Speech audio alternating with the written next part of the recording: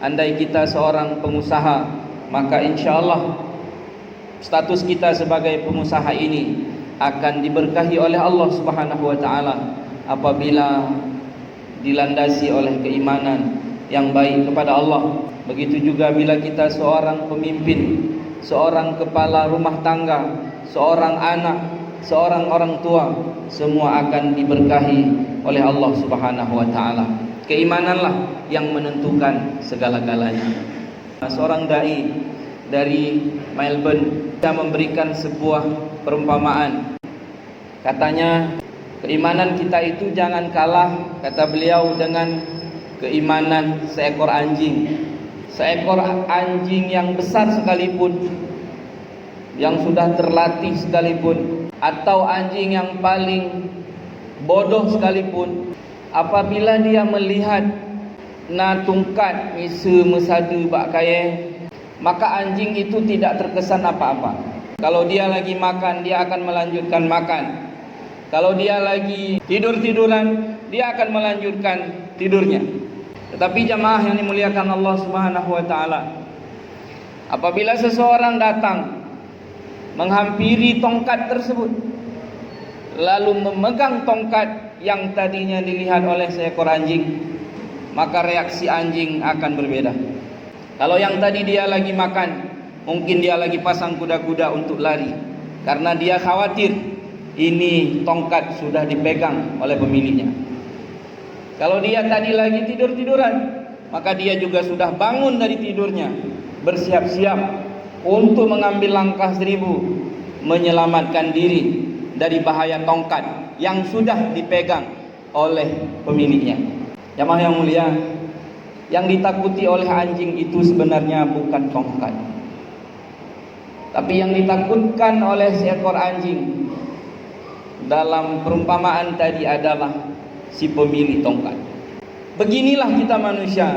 Kalau hari ini kita yakin bahwa yang membahagiakan kita ini adalah gaji besar kita, profesi kita, bos kita, pimpinan gedayo, takut dengan Amerika yang katanya persenjataannya itu canggih, maka kata dai dari Australia ini, keimanan kita kalah dengan keyakinan seekor anjing gila sekali.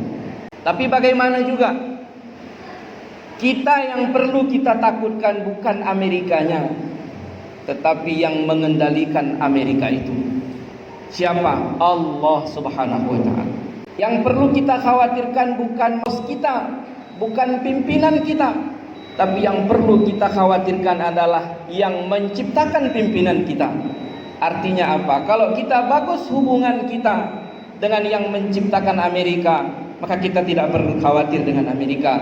Kalau kita bagus hubungannya dengan yang menciptakan pimpinan kita, bos gedayo, maka kita tidak perlu khawatir dengan pimpinan kita. Maka dalam sebuah hadis kata Nabi, man aslaha ma bainahu wa bainallah, aslahallahu bainahu wa bainan nas.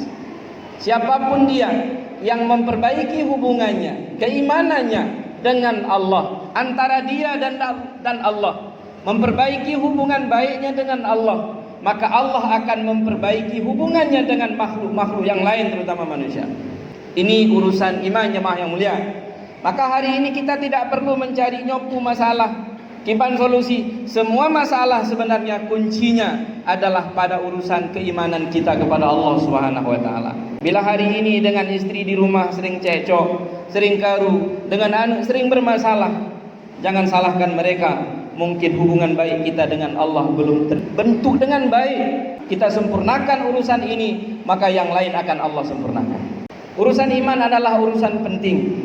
Di saat mesin penggeraknya, lokomotifnya sudah bergerak, maka gerbong-gerbong lain itu akan bergerak. Dalam beberapa masa ke depan, kita akan memasuki suatu bulan pengorbanan, bulan amal besar. Tapi tidak semua orang mampu buat amal ini. Kalau kita mau jujur, sebenarnya yang kurang bukan duit kita, yang lemah iman kita. Semangat amal kita kurang karena semangat iman kita berkurang.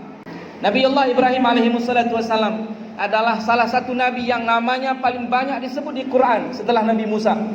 Yang membuat Ibrahim menonjol itu korban.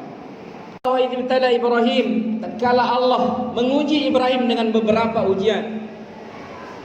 Fa'atammahum, Ibrahim sempurnakan semua ujian itu. Nabiullah Ibrahim yang bertitel Khalilullah itu tahu bahwa hidup dan alam dunianya memang ujian. Liyabluwakum ayyukum ahsanu amal, untuk menguji kita. Orang kaya itu sukses di saat dengan kekayaannya dia bersyukur atas perintah Allah, dia bisa mendatangkan keridhaan Allah sebanyak-banyaknya dengan harta yang dia dapatkan. Baru dia begah orang kaya yang sukses. Orang miskin itu tetap dia akan sukses apabila dengan kemiskinannya dia bersabar. Wate Allah uji dengan kaya, bersyukur. Saat diuji Allah dengan kemiskinan dia bersabar, dan dengan kemiskinannya dia bisa menjemput keridhaan Allah, dia bisa menjemput anugerah dari Allah dengan begitu banyaknya. Maka kita dapat katakan urang gasin yang sukses. Jemaah yang dimuliakan Allah Subhanahu wa taala, memang kasunnatullah di udip dalam dunianya enggak bisa terlepas dari yang namanya pengorbanan. Siapapun kita, kalau kita mau sukses, maka rentetan yang harus dilewati oleh manusia yang pertama adalah perjuangan. Nyo yang dipegang dari Nabi Allah Ibrahim, berjuang keras. Dan sunnatullahnya jemaah yang dimuliakan Allah Subhanahu wa taala, yang namanya perjuangan di situ tidak akan lepas, mesti ada pengorbanan. Apa pengorbanan Ibrahim sehingga Ibrahim digelar Allah sebagai Khalilullah? Banyak pengorbanannya. Pada saat beliau masih dalam kandungan, Ibrahim itu terancam keselamatannya karena ada seorang penafsir mimpi Namrud yang mengatakan bahwa akan lahir di abad ini seorang anak lelaki yang akan meluluhlantakkan kerajaanmu, wahai Namrud. Maka wanita-wanita pada saat itu yang lagi hamil itu semua dikontrol oleh negara. Kalau yang lahir laki-laki maka akan dibunuh.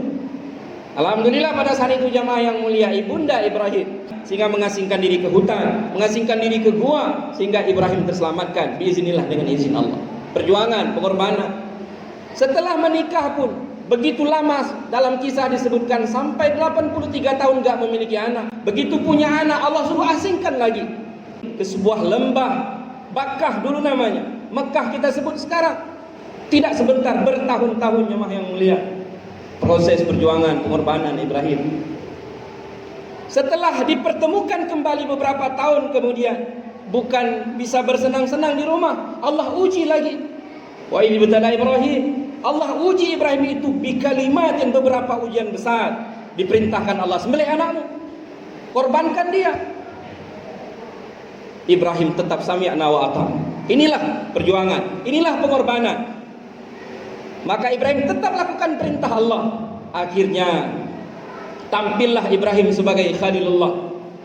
Bahkan penghormatan terbesar, kebanggaan terbesar dari anak hasil perjuangan, pengorbanan, kesabaran yang dilakukan oleh Nabiullah Ibrahim. Muncullah seorang manusia yang begitu mulia sepanjang sejarah dunia sampai nanti kiamat, yaitu Nabi kita, Nabi besar Muhammad sallallahu alaihi wasallam, yang memiliki garis keturunan langsung kepada Nabiullah Ismail bin Ibrahim alaihi wassalatu wassalam. Jemaah yang dimuliakan Allah, kita tahu Mekah itu dulunya gurun yang tidak ada tumbuh-tumbuhan, tapi asbab perjuangan, asbab pengorbanan, asbab kesabaran yang dibuat oleh Nabiullah Ibrahim hari ini menjadi negeri terkaya, salah satu negeri terkaya di bumi, negeri yang diambil manfaat oleh banyak manusia di seluruh penjuru dunia, negeri yang didatangi oleh seluruh umat manusia dari penjuru dunia setiap tahunnya, negeri yang di situ banyak amal-amal besar dilakukan, dan muara semua amal itu jamaah yang mulia itu akan Allah kembalikan kepada sang pelopor dulu, itulah Nabiullah Ibrahim alaihi wassalatu wassalam. Jemaah yang mulia, hidup ini memang sunnatullahnya mesti berjuang. Dalam setiap perjuangan mestilah ada pengorbanan. Dan untuk bisa terwujud perjuangan pengorbanan, kita mesti bekali diri kita itu dengan sifat kesabaran terhadap ujian yang Allah berikan. Bila hari ini kita ada anak dititipi Allah, didiklah mereka untuk urusan agama ini, untuk urusan kemanusiaan ini. Bersabarlah. Mungkin banyak duit yang harus kita keluarkan untuk pendidikan mereka, banyak perasaan yang harus kita tahan, rasa sedihnya karena berpisah dengan mereka. Bersabarlah, ini perjuangan. Bersabarlah, ini pengorbanan. Nanti saat kita telah tiada, maka dari darah daging kita itu akan lahir anak-anak yang terus membawa berkah, membawa manfaat untuk banyak manusia. Walaupun kita sudah tidak ada, kita nanti sudah mati, tapi ada satu yang akan Allah terus alirkan kepada kita. Dulu kita telah berjuang, dulu kita telah berkorban, melahirkan mereka, mendidik mereka menjadi manusia yang membawa kedamaian, yang membawa pesan-pesan agama, pesan-pesan iman kepada manusia. Terakhir, mari kita sisihkan sebahagian harta kita. Bagi yang perokok, 1 tahun itu menghabiskan uang sampai 8-12 juta untuk membeli rokok. Masa untuk beli kambing aja kita tidak cukup, tidak dapat uang. Mudah-mudahan semua kita pada tahun ini mendapat kesempatan, mendapat jatah untuk dapat melaksanakan amal besar ini, insyaallah ta'ala. Amin ya rabbal alamin.